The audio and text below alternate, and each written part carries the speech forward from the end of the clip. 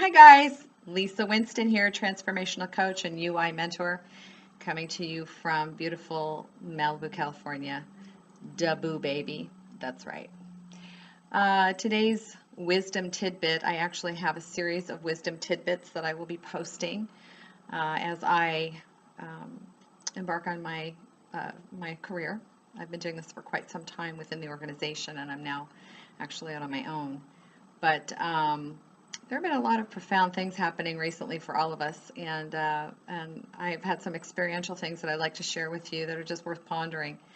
One of the things is what I'm going to share today, and that is how we choose people for friends and in intimate relationships and otherwise, and probably even business partners, etc.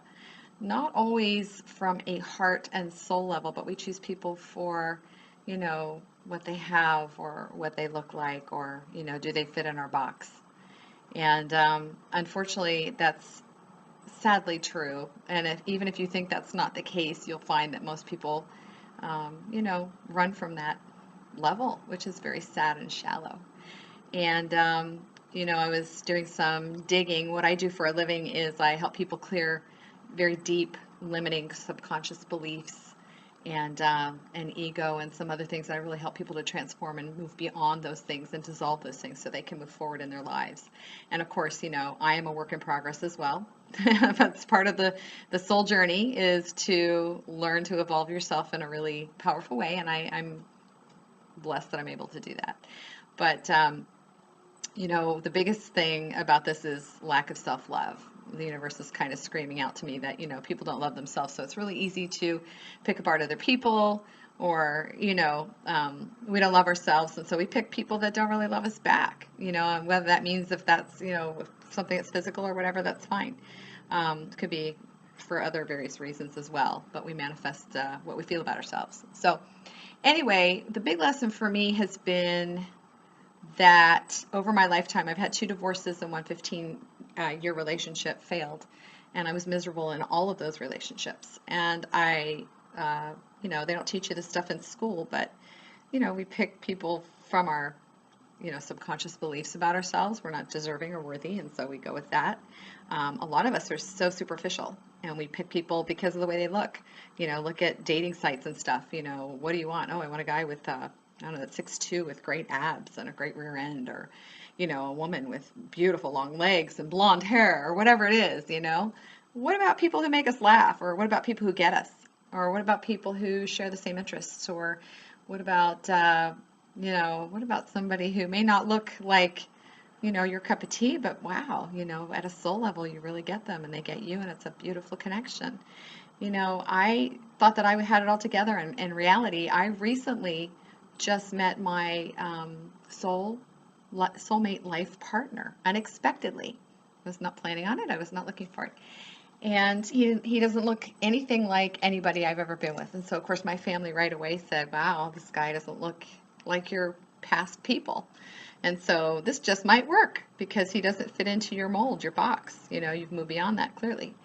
And so it was really interesting because this relationship has actually brought up a lot of stuff for me around self-sabotage and things like that. So I'm diligently working on clearing all that stuff. But it's become apparently clear to me that, we need to step out of the box. We need to pick people who resonate with us. And I ask all of you to look at people in their soul, see them at a soul level. Look in their eyes. I mean, I can do this, you can do this, anybody can do it. You look at people, you can feel the essence of who they are, you can see their beauty. At a soul level, we are all spectacularly beautiful and brilliant and loving and kind and passionate.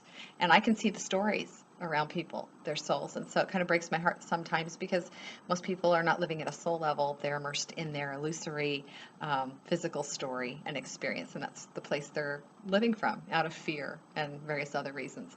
So when you connect with somebody at a soul level, like with my soulmate, talking on the phone for 4 hours, laughing for hours and hours, somebody who accepts me for who I am totally, and somebody who we say the same things all the time, Jinx, just nothing like I've ever experienced ever before, but literally having chills when that person sends me something, or just, it's like we're telecommunicating. We constantly think literally the same things at the same time or whatever. It's just really freaky, but beautiful.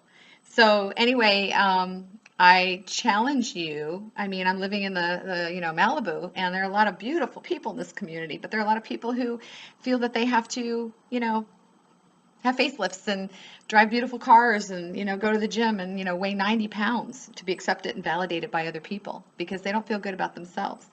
Or they're afraid to hang out with certain people because, maybe society won't accept them, or they won't like who they are, or they'll think badly about them because they're hanging out with that person. I mean, there are tall people, there are short people, there are overweight people, there are underweight people, there are people with large noses, there are people that have deformities, there are people that have all kinds of quirks. I mean, who's perfect? I'm not perfect. Oh my God. But you know what? All of those people are beautiful souls. They are not their bodies. They are not their stuff. We are not our titles, our cars, our, nothing. You want to go to the gym and work out because you feel better and you look better in your clothes? Fantastic, do it. But don't base your choices, especially in relationships, on superficial things like he's got to be 6'2" and have dark hair and a mustache or something like that. So anyway, that's the lesson, people. You know what? Look at a soul level. You can do it. I can do it. You can see people's souls. You can feel them. There was a post today on Facebook about closing your eyes, and actually blocking out the vision, the senses, and feeling from a heart level. Feel it from a heart level. You'll know it. Go with your intuition. You'll see someone at a soul level. And don't walk away when you get a soul connection like that. Just don't, even if it doesn't fit in your box. Boy, I'll tell you what, that person will rock your world, and they'll teach you a lot of lessons too. So your homework for today is to see what your limiting beliefs are, your shallow limiting beliefs around what you believe society thinks, and what you really think, and how you really choose people, and what you really think about that entire subject. It's pretty profound, and I think it'll actually slap you up alongside the head and get you thinking about some things that maybe you need to change.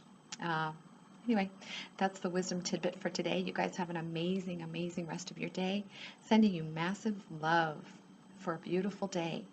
And I hope that you attract massive love back to you in boundless ways. Namaste, and I will talk to you soon. Ciao for now.